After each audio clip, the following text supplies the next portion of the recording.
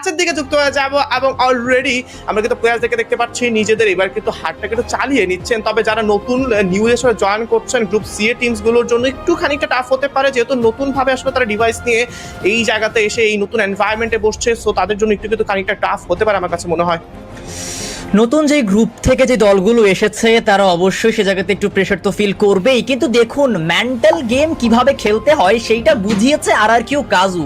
তারা যখন এন্ট্রি করছিল তাদের মধ্যে কোনো প্রকার কোনো প্রেশার নেই, তারা সবাইকে দেখাচ্ছে আমরা চিল মাইন্ডেড রয়েছি, আমরা আমাদের গেম খেলবো, চমৎকার পারফর্ম করব।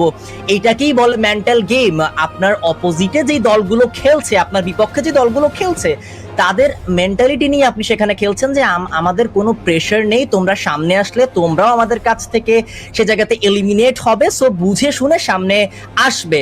সো দেখা যাক আজকের দিনে এই দলগুলো কিরকম পারফর্ম করে। আদার টিমস লাইক আমরা যদি বাকি দলগুলোকেও বলি, তারা কিন্তু অ্যাজ ইউজুয়াল নর্মাল যে এন্ট্রি সেটাই করেছে। হটশট তাদেরকেও দেখতে পেয়েছি, মুস্কি হাসি দিয়ে তারা সেখানে স্টেজে এন্ট্রি করেছে। এবং ম্যাচ যেহেতু খুব দ্রুত শুরু হয়ে যাবে, তাই প্রত্যেকটা প্লেয়ার যেহেতু ডিভাইসটা মাত্র তারা হাতে পেয়েছে, ট্রেনিং গ্রাউন্ড বলুন দেন অন্যান্য মোডগুলোতে একটু নিজেদের হাতটাকে ঝালাই করে নিচ্ছে একদম।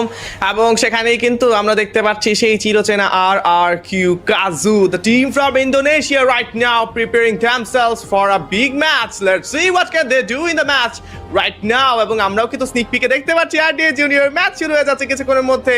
এবার অডিয়েন্সটা কিন্তু একদমই একটা আনন্দ উল্লাসে ফেটে পড়বে, কারণ